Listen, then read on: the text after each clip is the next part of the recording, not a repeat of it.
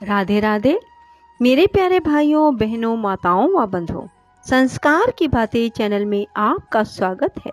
बंधुओं, आज मैं आपको सुना रही हूँ अमावस्या के दिन सुनी जाने वाली गर्भ गीता का पाठ। बंधुओं, हर मनुष्य को अमावस्या के दिन गर्भ गीता अवश्य सुननी चाहिए। अमावस्या के दिन गर्भ गीता सुनने से एक तो पितृ प्रसन्न होते हैं, दूसरे मनुष्य को माँ के गर्भ से पुनः जन्म नहीं लेना पड़ता, अर्थात उसे मोक्ष की प्राप्ति हो जाती है। बंधुओं, पूर्ण विश्वास सच्ची निष्ठा के साथ गर्भ गीता सुने। बंधुओं, यदि आपने अब तक YouTube चैनल संस्कार की बातें सब्सक्राइब नहीं किया तो जरूर करें और बेल आइकन दबाना ना भूलें, ताकि आपको हमारी आने वाली सभी वीडियोस की जानकारी सबसे पहले हो सके। बोलो श्री कृष्ण भगवान की जय हो। भगवान श्री कृष्ण का वचन है कि जो प्राणी इस गर्भ गीता का विचार करता है, गर्भ गीता को सुनता है, वह फिर गर्भवास में नहीं आता। अर्जुन बोले, हे कृष्ण, यह प्राणी जो गर्भ योनि में आता है वह किस दोष के कारण आता है? हे प्रभु, जब यह जन्मता है तब इसको जरा अधिक रोग लगते हैं, संसार में आकर दुख भोगता है, बुढ़ापे के कष्ट सहता है, फिर मृत्यु होती है। हे स्वामी, वह कौन से कर्म है जिनके करने से प्राणी जन्म मरण से छूट जाता है? श्री भगवान बोले, हे अर्जुन, यह जो मनुष्य है यह अंधा व मूर्ख है। जो संसार के साथ प्रीति करता है वह पदार्थ मैंने पाया है और पाऊंगा, ऐसी चिंता इस प्राणी के मन से उतरती नहीं। आठों पहर माया के जाल में फंसा रहता है, इसीलिए बारंबार जन्मता व मरता है, गर्भवास के दुख पाता है। अर्जुन बोले, हे श्री कृष्ण भगवान, मन मदमस्त हाथी की भांति है और तृष्णा इसकी शक्ति है। यह मन 5 के वश में है, काम, क्रोध, लोभ, मोह, अहंकार, और इन 5 में भी अहंकार सबसे बली है। अतः प्राणी को कौन से यत्न करने चाहिए जिनसे मन वश में ही रहे? श्री भगवान बोले, हे अर्जुन, यह मन निश्चय हाथी की भांति है, तृष्णा इसकी शक्ति है, मन 5 के वश में है, अहंकार इनमें श्रेष्ठ है। हे अर्जुन, जैसे हाथी अंकुश से वश में होता है, वैसे ही मन रूपी हाथी को वश में करने को ज्ञान रूपी अंकुश कहते हैं। अहंकार करने से जीवन नरक में पड़ता है। अर्जुन बोले, हे श्री कृष्ण भगवान, कुछ तुम्हारे नाम के लिए वन खंडों में फिरते हैं, कुछ वैरागी हुए डोलते हैं, कुछ धर्म करते हैं। अतः इस विषय में कैसे पता चले कि जो वैष्णव हैं वे कौन हैं? श्री भगवान बोले, हे अर्जुन, जो मेरे नाम के लिए वनों में फिरते हैं वे सन्यासी कहलाते हैं। वे सिर पर जटा बांधते हैं, भस्म लगाते हैं, इनमें भक्ति व प्रेम नहीं है, वे अहंकार से ग्रस्त हैं, उनके लिए मेरा दर्शन दुर्लभ है। अर्जुन बोले, हे श्री कृष्ण भगवान, वह कौन सा पाप है जिसके कारण किसी की स्त्री असमय मर जाती है, पुत्र मर जाते हैं, और किस पाप के कारण व्यक्ति नपुंसक हो जाता है? श्री भगवान बोले, हे अर्जुन, जो किसी से कर्ज लेता है मगर देता नहीं, इस पाप से उसकी स्त्री मरती है। जो किसी की धरोहर को नहीं लौटाते उसके पुत्र मरते हैं। जो किसी की सहायता करने का वचन देकर भी समय पर सहायता ना करें वह नपुंसक होता है। ये बड़े पाप हैं। अर्जुन बोले, हे कृपा निधान, किस पाप के कारण मनुष्य सदा रोगी रहता है? किस पाप के कारण गधे का जन्म पाता है? स्त्री तथा टट्टू का जन्म प्राणी को किस पाप से प्राप्त होता है? श्री भगवान बोले, हे अर्जुन, जो मनुष्य कन्या दान का मूल्य लेते हैं, पुत्री को बेच देते हैं, वे सदा रोगी रहते हैं। जो विषय विकार के लिए मदिरा पान करते हैं वे टट्टू का जन्म पाते हैं।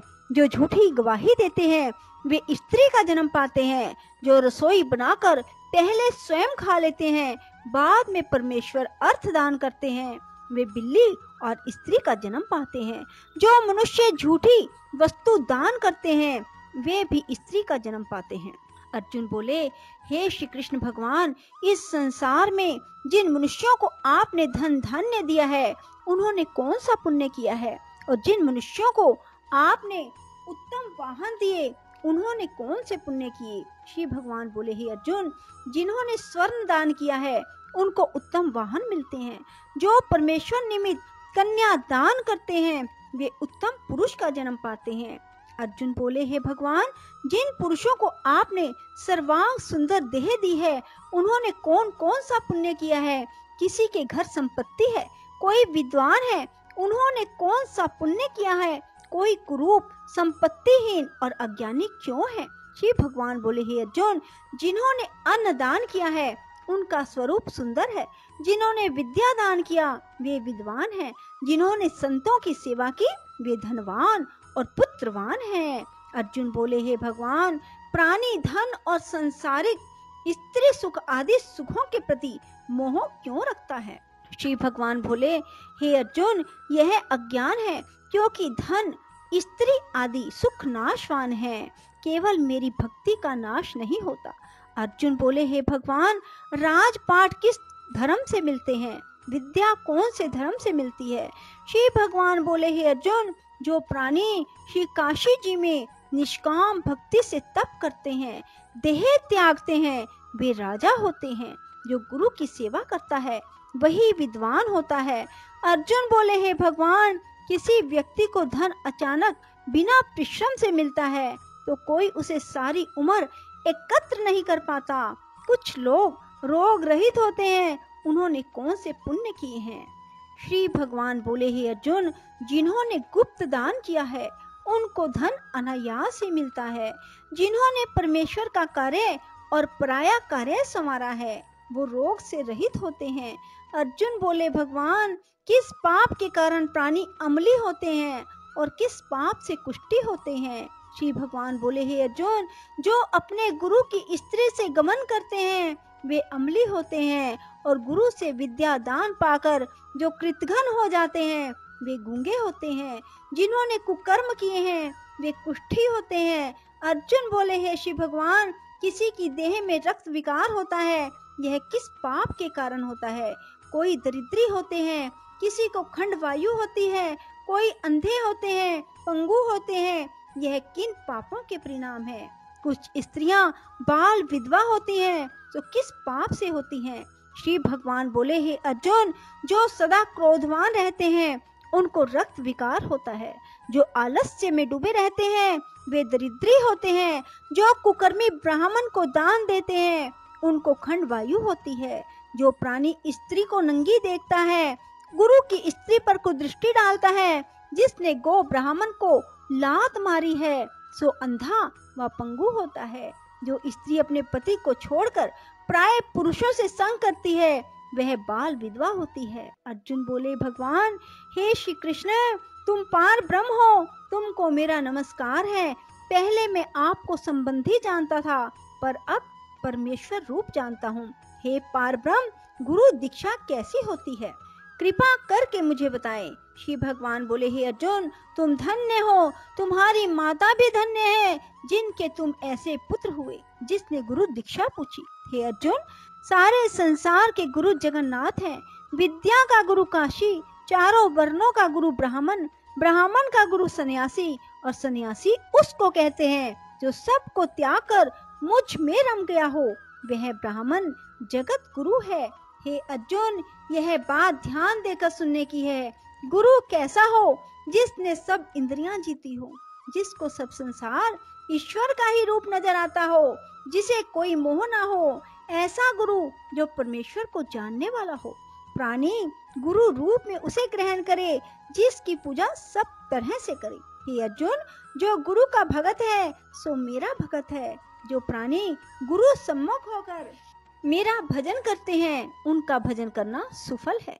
जो प्राणी गुरु से विमुख हैं उनको शपथ ग्राम मारे का पाप है। गुरु से विमुख प्राणी का दर्शन नहीं करना चाहिए। जो गृहस्थ गुरु से विमुख हो वह चंडाल के समान है। जिस जगह मदिरा का भांड हो उस स्थान का गंगा जल भी अपवित्र होता है। इसी तरह गुरु से मुख का भजन भी अपवित्र होता है। उसके हाथ का भोग देवता भी नहीं लेते। उसके सर्व कर्म निष्फल है। कुकर, सूकर, गर्दभ, काक, यह सब योनियों में से सर्प की बड़ी खोटी योनि है। इन सब से भी वह मनुष्य खोटा है जो गुरु नहीं बनाता। गुरु के बिना गति नहीं होती। गुरुहीन प्राणी अवश्य ही नरक को जाएगा। हे अर्जुन, जैसे चारों वर्णों को मेरी भक्ति करना अनिवार्य है, वैसे ही गुरु बनाकर उसकी भक्ति करनी, सेवा करनी योग्य है। जैसे सब नदियों में गंगा श्रेष्ठ है, सब व्रतों में एकादशी का व्रत श्रेष्ठ है, वैसे ही हे अर्जुन, सब सेवाओं से गुरु सेवा उत्तम है। गुरु दीक्षा के बिना प्राणी पशु योनि पाता है। गुरु सेवा अश्वमेध यज्ञ से भी अधिक फलदायी है। अर्जुन बोले, हे श्री कृष्ण जी, गुरु दीक्षा क्या है? श्री भगवान बोले, हे अर्जुन, तुम्हारा जन्म धन्य है जो तुमने ये प्रश्न किया। गुरु दीक्षा 2 अक्षर है, हरि नाम। इन अक्षरों को गुरु कहता है। यह चारों वर्णों को जपना श्रेष्ठ है। हे अर्जुन, जो गुरु की सेवा करता है वह मेरी सेवा करता है, मैं उससे प्रसन्न रहता हूँ।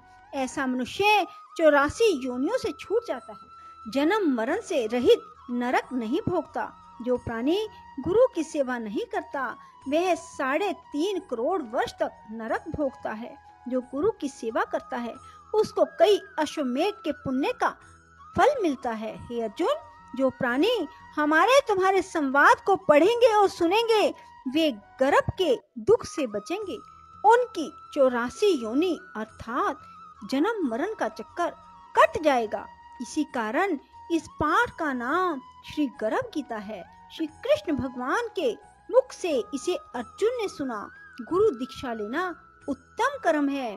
उसका फल यह है कि नरक की 84 से जीव बचा रहता है और भगवान प्रसन्न रहते हैं। इति श्री गर्भ गीता। बोलो श्री कृष्ण भगवान की जय। राधे राधे। जय श्री कृष्णा। बंधुओं, यदि आपको हमारी वीडियो पसंद आए तो इसे लाइक करें और शेयर भी जरूर करें। धन्यवाद।